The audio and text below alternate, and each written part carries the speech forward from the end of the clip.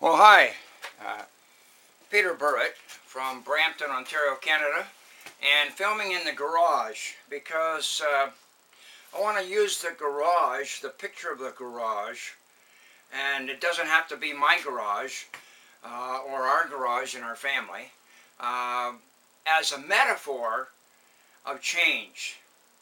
If you don't know what I mean by metaphor, metaphor is an example of something that can give you a practical idea or an illustration of something deeper or something else. I think that's a good definition of metaphor. Off the cuff, anyhow. Yeah, my cuff is full of stuff. What do you got up your sleeve? You know, sort of idea. And that's sort of, what are you thinking? What's your real motive? What's your real thought? And my real thought is change. Change in my life. Become better. Become a better person. I'm 64. I think that changing at my age is a lot different than, say, somebody who's 20 or 25. Now, it may not have anything, it might not be different, it might not be harder to change. One thing for sure is going to be harder to change if you haven't got the willingness to change. And then there's a difference. There's a difference in being willing to change or just being able to change. If you look around the garage behind me, you have a tool section. Oh man, my arm's sore. I can't even lift it up. There's a tool section and books and things inside these little drawers, all kinds of screws, tools. You know, over here, if you have a tool chest, you get all kinds of sockets. Uh, People might understand what sockets are, not like the socket of the arm that is, actually it's my bicep arm from closing doors all day long, that's sore. But sockets for different measurements of nuts and bolts that have to be adjusted, fixing things, right? So I can't even use the proper terms because I'm not the mechanic. I'm not that, but I can do mechanical things. I can change the oil. I can, you know, I can change the coil in the car. I can do some different stuff, a battery, you know, stuff like that. I've done a lot of that stuff in my life. But my son is the tool man, and his grandfather was the tool man, and he inherited all of Dad's tools, my father-in-law's tools. And I knew my father-in-law better than I knew my father. My father died when I was young. As I mentioned on a previous video, I said, who am I? My dad died when I was young. Anyhow, change comes, I believe, either it comes upon us and we have no choice from exterior sources. I'm talking about the change from within. I'm talking about wanting to change myself, not so much my character, well, a little bit of my character, of course, but, you know, I'm not sure I can change my personality. I think I can adapt my personality for different things, but as far as changing some of my habits, like I mentioned in a previous video about an illustration, one of the fallacies of marriage is that we can change that person. I'm going to marry him, I love him, but I can change him. I don't like everything about him, but I'll change that. That's pretty hard to do. If the person isn't willing to change, you aren't going to change him. And I was talking about an illustration at my place of work, and how the other day, and how, what can I do to improve that situation? And I think instead of writing lines on a chalkboard or writing lines on a piece of paper, 100 lines, I will not, I want to be positive. I want to say, Peter, you're a good man, you can do this, you're a good guy at work, you're reliable, you're dependable, you can do this, you can focus on this one task.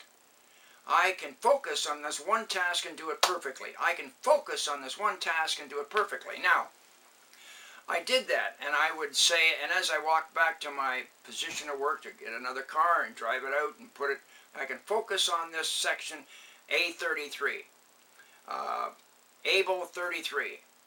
or Charlie 17, or Frank 7, or Edgar 9, or whatever, and just say it like this, and I can focus on that one task. I don't have to think about Apple 33 when I'm placing something in Frank 7. I want to think of Frank 7.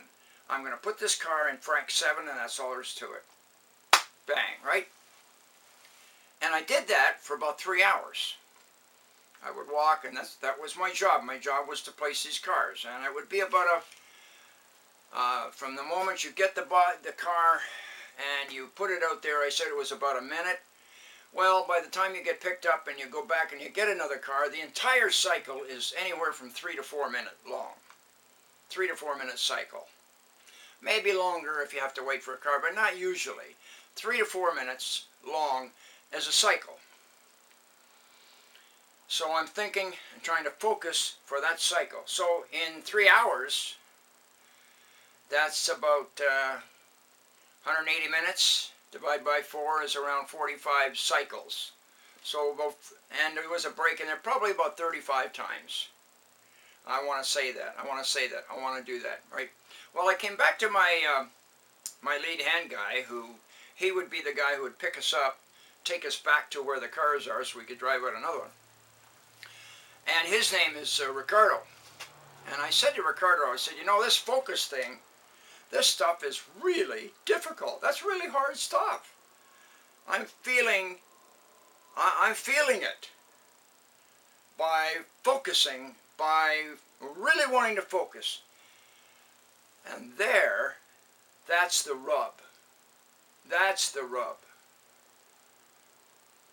That's when I changed my job and I went to the back where I didn't have to worry about where the car was going. I avoided deeper change. Now I'm going to be doing it again today at work. I go in the afternoon, so I'm going to be doing it again today at work, and I'm going to be working on focusing again and doing that.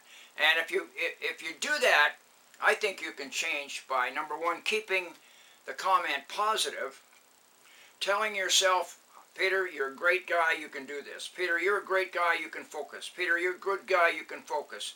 Do it, whether your name is Charlene, or Joel, or Shannon, or Sarah, or Jennifer, or whatever. Say your name, something positive about yourself. You can do this. Peter doesn't, you know, I don't even want to say it doesn't matter that I'm 64. I don't even want to say that. I don't want any negative, because I want to train my subconscious, train my mind, train my brain.